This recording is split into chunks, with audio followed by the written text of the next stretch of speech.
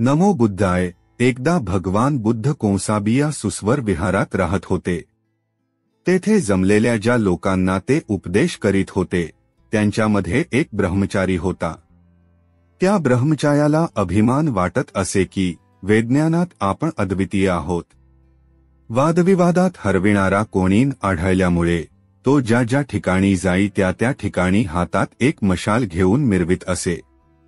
एके दिवशी एका शहराच्या चौरस्त्यावर त्याला एक मनुष्य भेटला. त्याने त्या ब्रह्मचार्याला त्याच्या त्या विक्षिप्त वर्तनाचे कारण विचारले. त्यावर तो ब्रह्मचारी म्हणाला, जग अंधकारमय व लोक भ्रांत आहेत. त्यामुळे जितका प्रकाश करता येईल तितका करण्यासाठी मी ही मशाल बरोबर घेत असतो. त्याला जमलेल्या लोकात पाहिल्यावर भगवान बुद्धाने हाक मारून विचारले, या मशालीने तू काय करीत आहेस? त्या ब्रह्मचार्याने उत्तर दिले, लोक सर्व अज्ञानाच्या अंधकारात चाचपडत असल्यामुळे त्यांना मार्ग दाखविण्यासाठी मी ही मशाल धारण केली आहे. नंतर तथागताने त्याला परत विचारले, खरोखर तू इतका विद्वान आहेस? धर्मग्रंथांतील 4 विद्या म्हणजे शब्दविद्या, ज्योतिर्विद्या, राजविद्या आणि युद्धविद्या तू जाणतोस काय? या विद्यांशी आपण अपरिचित असल्यामुळे त्या ब्रह्मचार्याला कबूल करावे लागले. त्याने ती मशाल फेकून दिली. भगवान बुद्धाने त्याला उद्देशून म्हटले, मनुष्य कितीही विद्वान असला तरी तो जर इतरांचा तिरस्कार करण्याइतका स्वतःला मोठा मानू लागला तर तो हातात मेणती धरलेल्या आंधळ्या माणसासारखा आहे. स्वतः आंधळा आणि इतरांना तो काय प्रकाश दाखविणार? धम्म जेव्हा प्रज्ञेची आवश्यकता शिकवितो तेव्हा तो सद्धम्मरूप पावतो. ब्राह्मण विद्या ही विद्या म्हणून महत्वाची मानी. माणूस विद्वान असला आणि मग तो जरी सद्गुणी नसला तरी ते त्यास पूजार्ह मानी. ते म्हणत की राजाला स्वदेशी पूज्य मानतात, परंतु विद्या ही सर्वत्र पूजनीय समजली जाते. त्यांना सुचवाव्याचे असे की विद्वान हा राजापेक्षा थोर आहे. भगवान बुद्धाने विद्या आणि प्रज्ञा यात भेद केला आहे. तो भेद म्हणजे ज्ञान आणि शहाणपणा यांच्यामधील भेद आहे. असेही कोणी म्हणेल की ब्राह्मण ही प्रज्ञा आणि विद्या यांमध्ये भेद करीत आहे. ते कदाचित खरेही असेल, परंतु भगवान बुद्धाची प्रज्ञा आणि ब्राह्मणाची प्रज्ञा यात महदंतर आहे. निकायातील एका प्रवचनात भगवान बुद्धाने हा भेद फार चांगल्या रीतीने स्पष्ट केला आहे. एका प्रसंगी तथागत राजगृहाजवळच्या वेळुवनात रामाच्या कलंदक निवासात उतरला होता. त्यावेळी मगधाचा एक मोठा अमात्य वर्षकार ब्राह्मण तथागतांना भेटण्यासाठी आला. आदराने तथागतांना अभिवादन केल्यावर तो त्यांच्या समीप बसला आणि म्हणाला, श्रमण गौतमा, जेव्हा पुरुषांच्या अंगी 4 गुण असतात तेव्हा त्याला मोठा शहाणा आणि थोर मानतात. हे 4 गुण कोणते? पहिली गोष्ट म्हणजे तो विद्वान पाहिजे, म्हणजे कोणतेही वचन उच्चारता क्षणीच त्या वचनाचा तत्काळ अर्थ समजून त्याला तो सांगता आला पाहिजे. त्याशिवाय त्याची स्मरणशक्ती चांगली असली पाहिजे.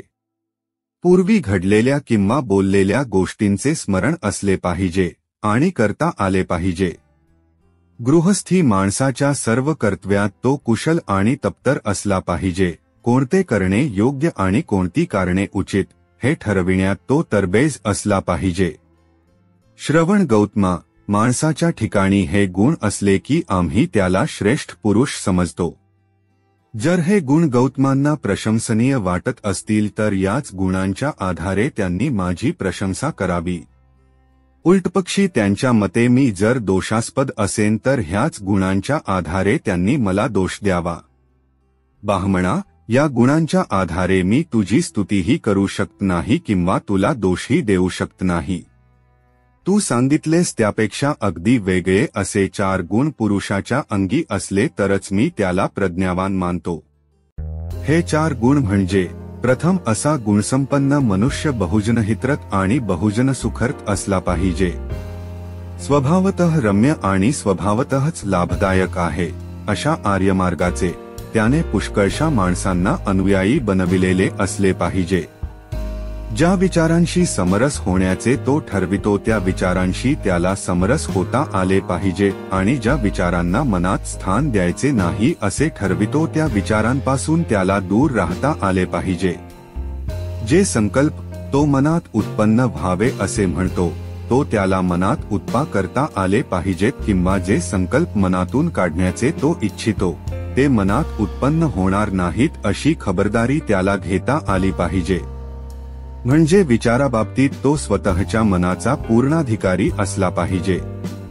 त्याप्रमाणेच लोकोत्तर विचाराशी निगडीत अशी जी 4 ध्याने ज्यात रममाण होणे ह्या जीवनातही सुखकर आहे ती त्याला स्वेच्छेने सहजपणे विनासायास साधता आली पाहिजे. तो जीवनाच्या संपूर्ण ज्ञानाने बंधनकारक अशा आसवांचा नाश करतो. अशा रीतीने चित्त विमुक्त करण्याचे ज्ञान प्राप्त करतो. प्रज्ञेमुळे लाभलेल्या ह्या विमुक्तीचा तो इहजन्मी उपभोग घेतो. म्हणून हे ब्राह्मणा, नाही, तू सांगितलेल्या गुणदोषांच्या आधारे मी तुझी स्तुती करू शकत नाही अथवा तुला दोष देऊ शकत नाही, परंतु मी सांगितलेले 4 गुण ज्याच्या ठिकाणी असतात त्याला मात्र मी प्रज्ञावान आणि थोर मनुष्य समजतो. श्रमण गौतमा, हे खरोखर आश्चर्य आहे. किती चांगल्या रीतीने तू हे सांगितले आहेस. मी स्वतः गौतमाच्या अंगी हे 4 गुण आहेत असे मानतो. तो बहुजनाच्या हितासाठी आणि सुखासाठी झटत असतो. तो त्यांना स्वभावतः सुंदर आहे आणि हितकारक आहे हे दाखविणाया आर्यमार्गात आणून सोडतो. खरोखर गौतम हा ज्या विचारावर आपले चित्त एकाग्र करावे असे ठरवितो त्यावर तो आपले चित्त एकाग्र करू शकतो. तो आपल्या विचारांचा स्वामी आहे. खरोखर गौतम हा इच्छेनुसार 4 ध्याने करू शकतो. खरोखर तो आस्वनाशाने आपले अंतःकरण विमुक्त करतो. ही विमुक्ती तो प्रज्ञेने साधतो आणि त्या स्थितीत तो सदैव राहतो. या ठिकाणी भगवान बुद्धाची प्रज्ञा आणि ब्राह्मणाची प्रज्ञा यांमधील भेद अगदी स्पष्ट शब्दात केला आहे. या ठिकाणी भगवान बुद्ध प्रज्ञेला अधिक महत्वाची का मानतो हे त्याने स्पष्ट केले आहे. धम्माला सद्धम्मरूप प्राप्त व्हाव्याला त्याने मैत्रीला उत्तेजन दिले पाहिजे. केवळ प्रज्ञा ही पुरेशी नसून तिच्या समवेतशीलही असले पाहिजे असे धम्म जेव्हा शिकवितो तेव्हाच तो सद्धम्मरूप पावतो. प्रज्ञा ही आवश्यक आहे, परंतु शील त्यापेक्षा अधिक आवश्यक आहे. शीलाशिवाय प्रज्ञा भयकारक आहे. केवळ प्रज्ञा ही भयकारक आहे. प्रज्ञा ही माणसाच्या हातातील तलवारीसारखी आहे. शीलवान माणसाच्या हाती दुसऱ्याला वाचविण्यासाठी तिचा उपयोग केला जाईल, परंतु शीलरहित माणसाच्या हातून तिचा उपयोग हत्या करण्यासाठी होईल. म्हणूनच प्रज्ञा ही शीलापेक्षा महत्वाची आहे. प्रज्ञा हा विचारधम्म म्हणजे योग्य विचार करण्याची पद्धती. शील हा आचारधम्म म्हणजे योग्य वागण्याची पद्धती. शीलाविषयी भगवान बुद्धाने 5 मूलतत्वे सांगितली आहे. पहिले जीवहत्ये संबंधी, दुसरे चोरी संबंधी, तिसरे वैषयिक अनीती संबंधी, चौथे खोटे बोलण्यासंबंधी आणि 5वे मद्यपाना संबंधी. आणि ह्यांपैकी प्रत्येका संबंधाने भगवान बुद्धाने असे सांगितले आहे की हत्या करू नये, चोरी करू नये, खोटे बोलू नये, वैषयिक अनीती करू नये आणि मद्यपान करू नये. बुद्धाने प्रज्ञेपेक्षा शीलाला महत्त्व का दिले आहे याचे कारण स्पष्ट आहे. ज्ञानाचा उपयोग माणसाच्या शीलावर अवलंबून आहे. शीलाशिवाय ज्ञान मूल्यहीन आहे असे तो एके ठिकाणी म्हणतो. दुसऱ्या ठिकाणी तो म्हणतो शीलासमान या जगात दुसरे काही नाही. शील हा प्रारंभ आणि शेवट आहे. सर्व कल्याणाचे ते उगमस्थान आहे. सर्व चांगल्या अवस्थांतील ती सर्वोत्तम अवस्था आहे. म्हणून आपले शील शुद्ध करा. धम्म जेव्हा प्रज्ञा आणि शील ह्यांच्याशिवाय करुणेची आवश्यकता प्रतिपादतो तेव्हाच तो सद्धम्मरूप पावतो. बुद्ध धम्माचे अधिष्ठान काय यासंबंधी काही अंशी मतभित्रता आहे. प्रज्ञा हीच केवळ त्याच्या धम्माचे अधिष्ठान आहे की करुणा हीच त्याच्या धम्माचे अधिष्ठान आहे. या वादामुळे बुद्धानुयायात दोन शाखा उत्पन्न झाल्या। एक शाखा म्हणजे की प्रज्ञा हीच बुद्ध धम्माचे अधिष्ठान आहे। दुसरी शाखा म्हणते की करुणा हीच बुद्ध धम्माचे अधिष्ठान आहे। ह्या दोन्ही शाखा अद्यापही एकमेकांपासून विभक्त झालेल्या आहे। भगवान बुद्धाच्या शब्दांची कसोटी ह्या दोन्हीही शाखांना लावली असता त्या दोन्हीही शाखा चुकीच्या वाटतात। प्रज्ञा ही बुद्ध धम्माचा एक आधारस्तंभ आहे, याबद्दल मतभेद नाही। वाद आहे तो हा की करुणा सुद्धा भगवान बुद्धाच्या धम्माची आधारस्तंभ आहे काय? करुणा ही त्याच्या धम्माची आधारस्तंभ आहे, याचे समर्थन बुद्धवचनानेच करता येईल। पूर्वी गांधार नावाच्या देशात एका भयानक रोगाने पछाडलेला एक वृद्ध भिक्खू होता। तो ज्या ज्या ठिकाणी उठ अथवा बसत असे ती जागा मलिन होई। तो गांधार देशातील एका विहारात राहत असे। कोणीही त्याच्याजवळ जात नसे किंवा त्याला संकटात सहाय्य करीत नसे। एकदा भगवान बुद्ध आपल्या 500 अनुयायांसह तेथे गेला आणि आवश्यक पाने, भांडी, गरम पाणी घेऊन तो म्हातारा भिक्खू जेथे पडलेला होता त्या ठिकाणी सर्व भिक्खूंसह येऊन पोहोचला। त्या जागेला एवढी दुर्गंधी येत होती की त्या सर्व भिक्खूंना त्या माणसासंबंधी घृणा वाटू लागली।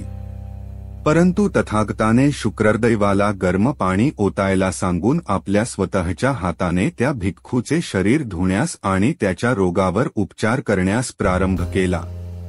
असे म्हणतात की तेव्हा धरणीकंप झाला आणि ते स्थान एका दिव्य प्रकाशाने इतके भरून गेले की राजा, त्याचे प्रधान, देव आणि नाग लोक तेथे सत्वर धावत आले आणि भगवान बुद्धाची पूजा करू लागले।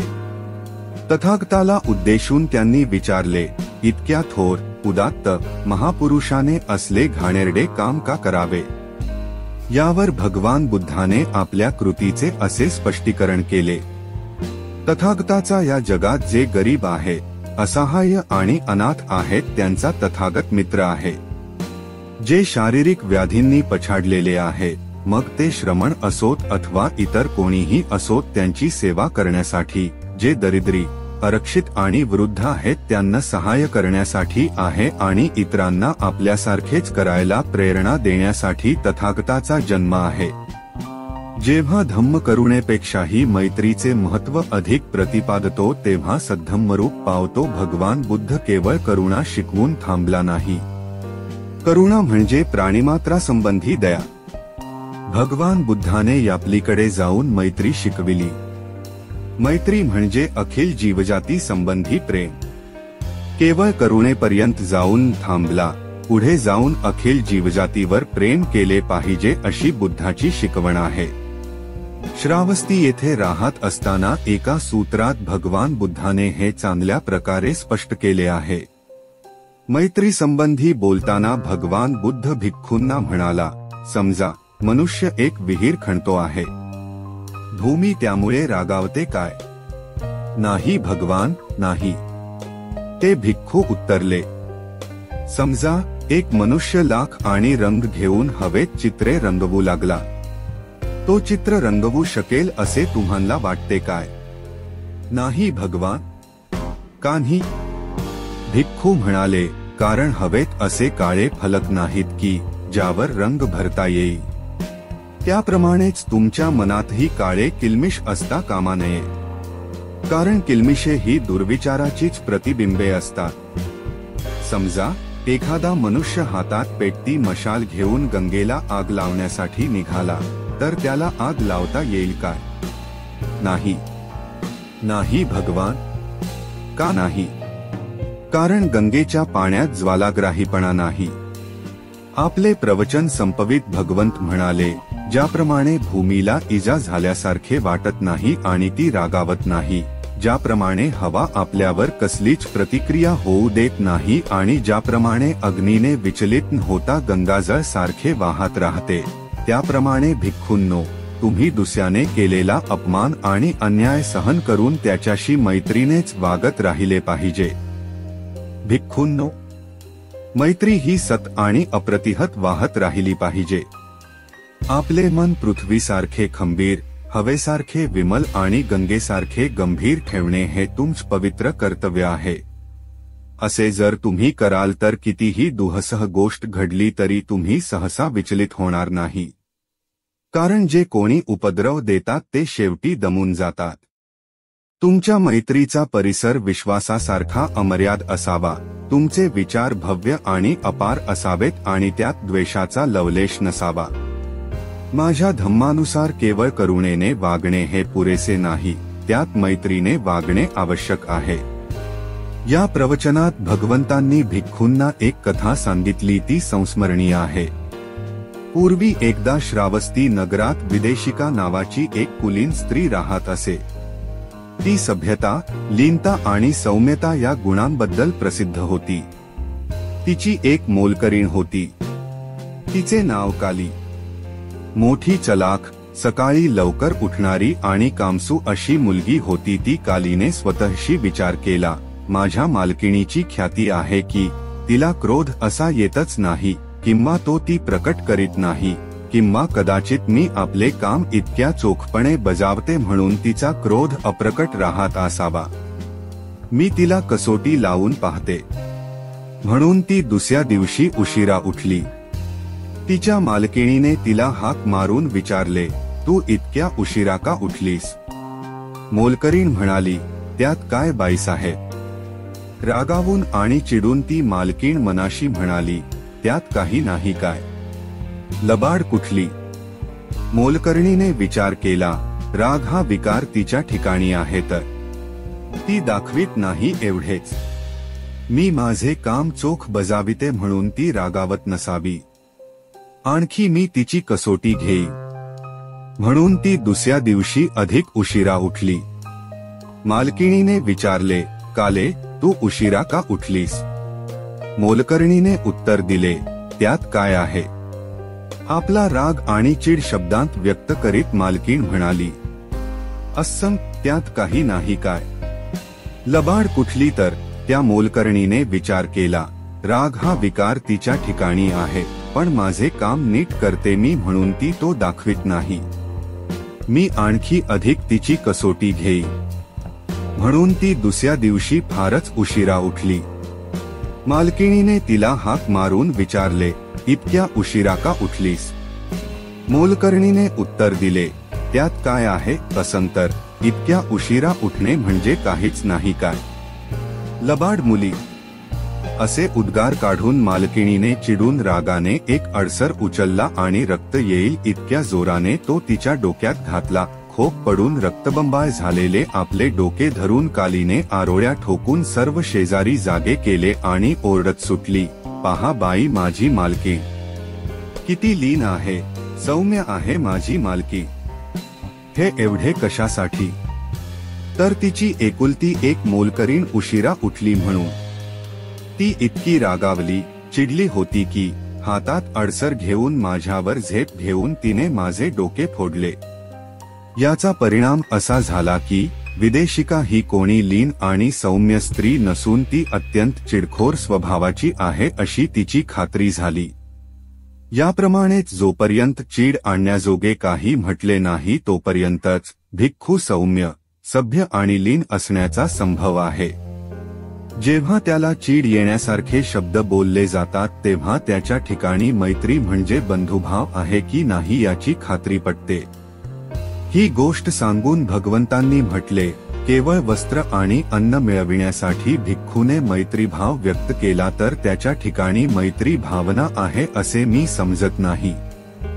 ज्याची मैत्री भावना ही धम्म सिद्धांतातून उगम पावते त्यालाच मी खरा भिक्खू समजतो. पुण्यार्जनासाठी केलेली कृत्ये ही मैत्रीच्या एक षोडशांशाच्याही मोलाची नाही. मैत्री म्हणजे चित्ताची स्वतंत्रता. ती आपल्यामध्ये सर्व पुण्य कृत्यांना समाविष्ट करून घेते. ती चमकते, प्रकाशते, ती प्रज्वलित होते. भिक्खूंनो, सर्व तायांचे तेज चंद्रप्रभेच्या एक षोडशांशही नसते. चंद्रप्रभा त्यांचे सर्व तेज आपणात सामावून घेऊन स्वतः चमकते, प्रज्वलित होते.